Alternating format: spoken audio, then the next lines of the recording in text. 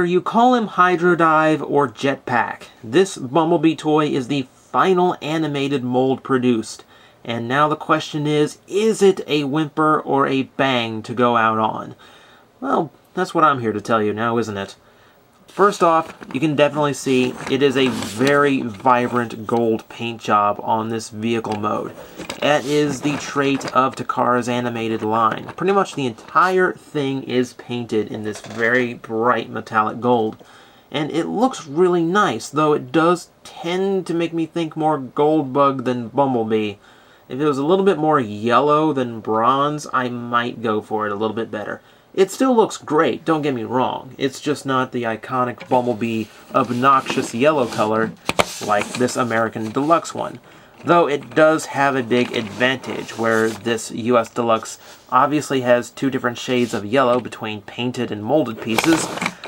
Completely solid, thanks to the all paint, all over approach of Takara. You can also see that it's a much smaller mold. You can especially see it here. You can see the roof is much narrower. And that's for robot mode, and we'll get to that here in a minute. You can see there are quite a few changes. The bumper section, the front end, I think actually looks a lot better. You can see the headlight better, since it's not the same shade of yellow that it's painted on. And the grille below those are a little bit more prominent. So while there are some deficiencies, you get some improvements. Also, nice bold Autobot logo on the top. They actually get it colored in instead of off-white or something like that. And some really nice molding in the windshield here. You definitely get a cybernetic feel, similar to how some of the other deluxe animated toys were. I don't know why Bumblebee missed out on that the first time around, but not this time.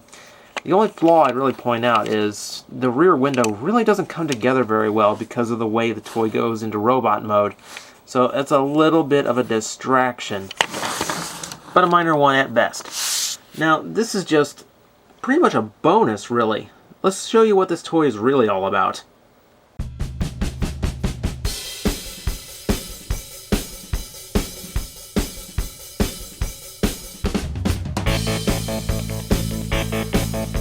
Now here's where things get all kinds of animated wacky on us. This is why he's Hydrodive / Jetpack / this big thing with wings Bumblebee. This is his finished vehicle mode. You can see big bright blue thing encompassing little tiny Goldbug vehicle mode. This more or less reminds me of your Pretender vehicles, where instead of a robot hiding within a humanoid, they hid within a much larger vehicle. This kind of strikes me the exact same way. It's a shell encompassing a toy already in vehicle mode. And surprisingly, it actually kind of works. You can see a lot of the gold that's used to color Bumblebee is also used to decorate this jetpack, and it comes off very nice. It actually makes them come together a little bit, so Bumblebee doesn't seem completely tacked on. It's more or less blending in with him, so it kind of becomes one unit. I like that. Really like how it looks. I mean, I do like this kind of strange design it's got going. You can definitely tell things like very nicely molded windshield here, this protection bubble thing. You can definitely tell through these that this could have been for space, for sky, or for water. I mean, judging by these little jet molded in, how kind of funky design they are, I would assume water, as the Hydrodive tagline claims. But you know what? It works for pretty much anything. This is a great little thing for your imagination. Bumblebee is traveling wherever you want him to travel. You can see, it's also surprisingly sleek, considering there's a car in there, and I love these little 6-shooters that are stuck onto the front. I mean, when you got a big handle sticking down, that's what it looks like. Bumblebee just robbed a gun shop and stuck whatever weapons he could pull from the cashier onto his jet. He needed firepower. And I can respect that. Really can. You can also detach these, so, you know, he's got these old school rockets that you can throw at people. Or robots. Robots. You definitely want to throw rockets at robots, not people. I don't know why I slipped and said that. Anyway, yeah, I actually quite enjoy this mode. surprisingly different, but it still feels kind of Bumblebee. Bumblebee. Let's go to robot mode.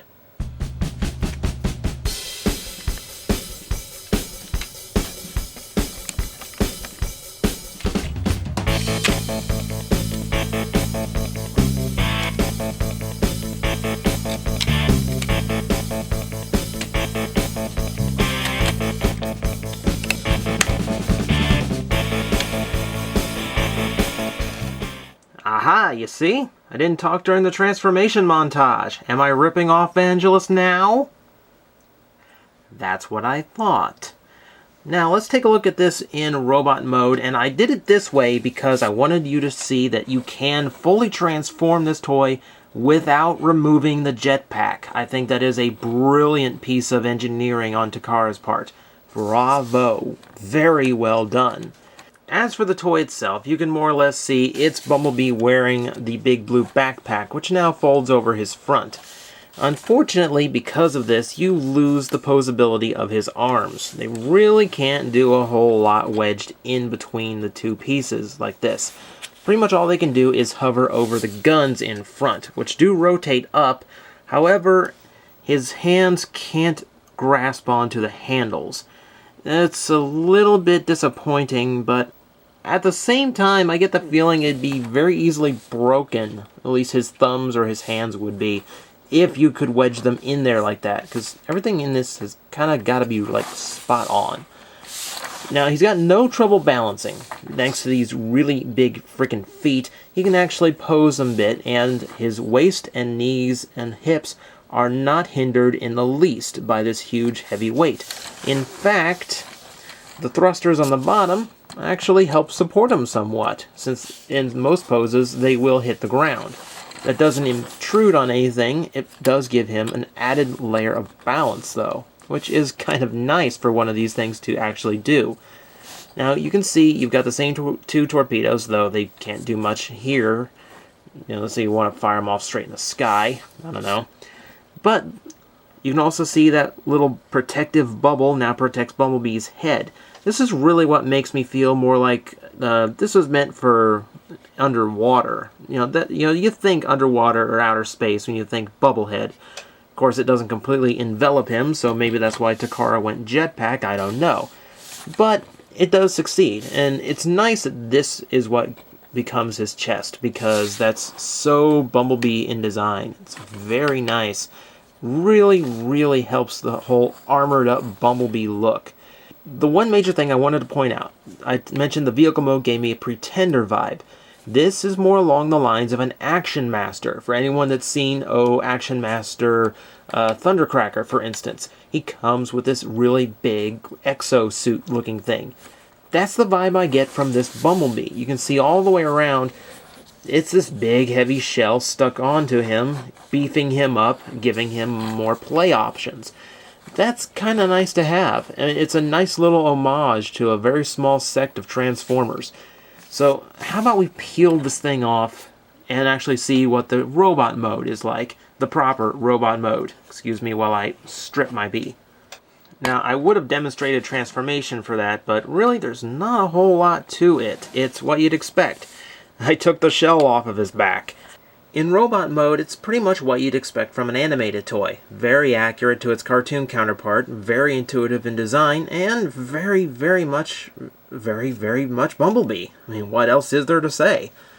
Well, in the case of this toy, quite a bit. The first thing you're going to notice is he's very much two-tone.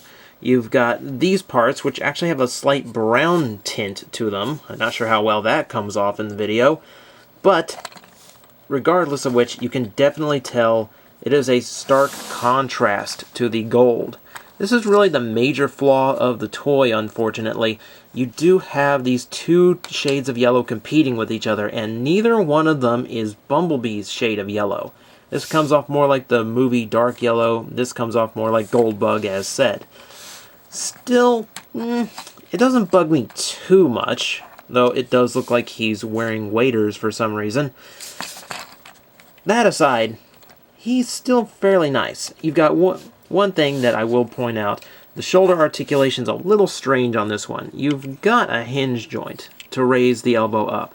and it's also on a rotational joint this way.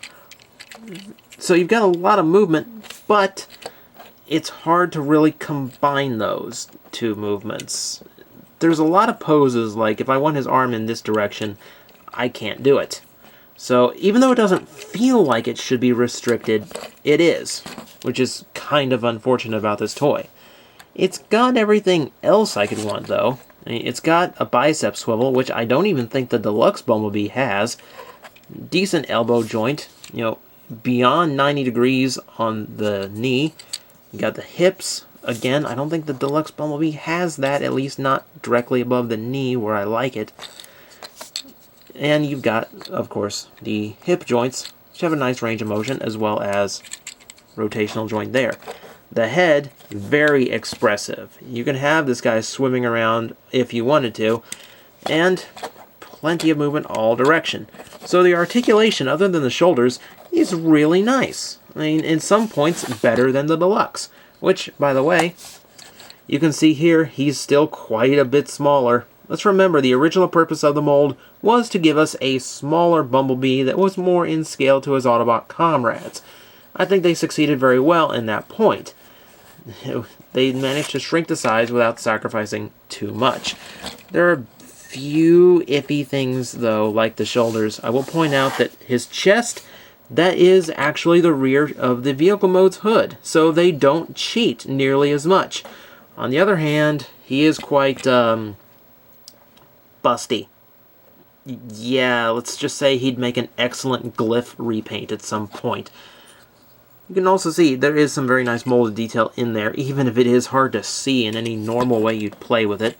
And points to the head sculpt. Nice smiling on there.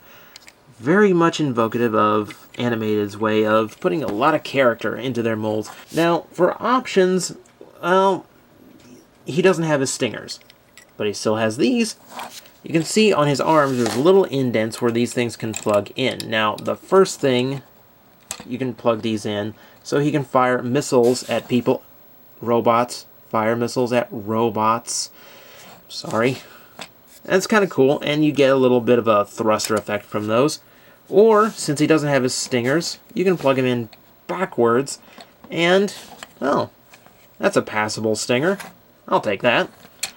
What you really need to do, however, is turn them into a other jetpack. Yes, this Bumblebee can have two jetpacks. Your big Hydrodive thing, and your classic Rocket Commando. Or, Rocketeer. Why did I say Commando? Too much Marvel vs. Capcom, I'm sorry.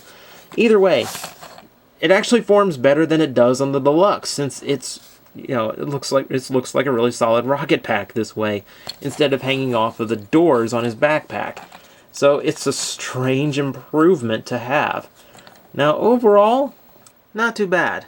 A few things I might have done differently, admittedly, but acceptable losses for what amounts to a pretty decent smaller Bumblebee. So what reason do you have? What reason do you have to go right now over to HobbyLink Japan and pick this guy up? Well, 50% off FedEx shipping isn't bad. But other than that, you have a much smaller Bumblebee that is in scale with all of your other animated deluxes. Yes, your Bumblebee will no longer tower over Deluxe Prowl. You will also have a very nice mold for the final toy produced in the animated line.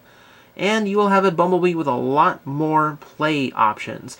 While if you're looking for a normal Bumblebee, I will admit, this one is still superior. It's more accurate, and you know, it's got a little bit more to offer in proportion and design. However, this one offers a lot more playability thanks to this big blue thing it comes with.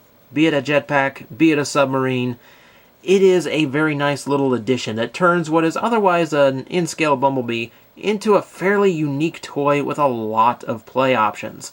Be it Action Master or Pretender inspired, whether that's intentional or not, it's still a welcome addition and really adds some flavor to this toy that is normally unseen in Transformers these days. Ultimately, it's up to you to decide whether or not this thing is worth it. Personally, I'm happy with it. And, well, Bulkhead seems happy with it too. At least he's got his little buddy back.